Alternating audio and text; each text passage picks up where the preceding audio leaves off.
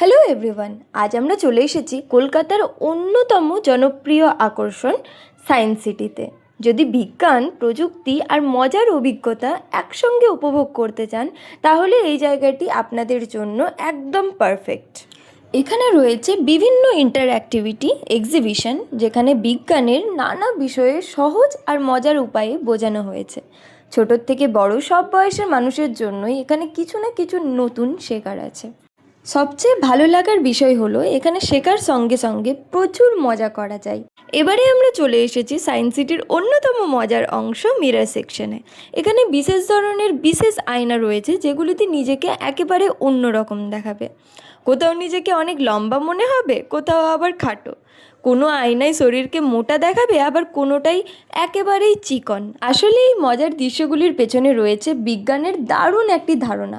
বিভিন্ন ধরনের বাঁকানো এবং কনকেভ এবং কনভেক্স আয়নার আলোর প্রতিফলনকে বিভিন্নভাবে দেখায়।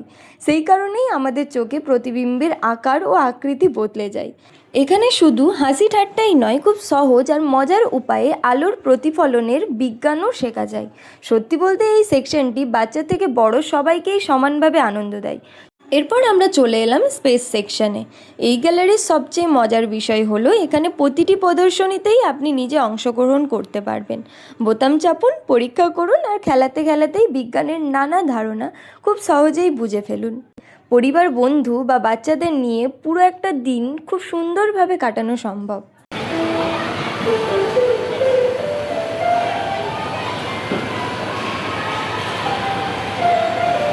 এবারে আমরা চলে এসেছিলাম ইলিউশন সেকশনে, যেখানে চোখে যা দেখে সবসময় তা সত্যি হয় না। প্রথম দেখায় অনেক কিছুই অবিশ্বাস্য মনে হবে, কিছু ছবির দিকে তাকালে মনে হবে সেগুলো নড়ছে, অথচ আসলে সব কিছুই স্থির। এইসব হলো অপটিক্যাল ইলিউশন। এই সেকশন ঘুরতে ঘুরতে বুঝতে পারবেন আমাদের চোখ যতটা দেখে তার চেয়েও বেশি কাজ করে আমাদের মস্তিষ্ক। সত্যি বলতে এই জায়গাটা শুধু মজার নয়, একই সঙ্গে ভাবিয়ে তোলে। এবারে আমরা চলে এসেছি অ্যাকোরিয়াম সেকশনে। এখানে ঢুকতেই চারিপাশে রঙিন মাছ আর শান্ত পরিবেশ যেন অন্য এক জগতে নিয়ে যায়। এই অ্যাকোরিয়ামে বিভিন্ন প্রজাতির মাছ আপনি দেখতে পাবেন। ছোট ছোট রঙিন মাছ থেকে শুরু করে বড় আকারের আকর্ষণীয় প্রজাতির প্রতিটি অ্যাকোরিয়ামে নিজস্ব সৌন্দর্য রয়েছে। প্রতিটি ট্যাঙ্ক এমনভাবেই তৈরি করা রয়েছে যাতে মাছগুলো তাদের স্বাভাবিক পরিবেশের কাছাকাছিই থাকতে পারে। এবারে আমরা চলে এসেছি হিস্টোরিক্যাল গ্যালারিতে। এখানে ভারতের বিভিন্ন ঐতিহাসিক সুন্দর মডেলে প্রদর্শন করা রয়েছে। আমার সামনেই রয়েছে বিশ্বের অন্যতম বিখ্যাত স্থাপন তাজমহলের মডেল। আপনি যদি ইতিহাস ভালোবাসেন তাহলে এই অংশটি অবশ্যই আপনার ভালো লাগবে। দিনে যেমন এখানে বিজ্ঞানের নানান অবাক করা জিনিস দেখলাম, ঠিক তেমনই রাতের অন্ধকারে জায়গাটি আরও আকর্ষণীয় করে তোলে।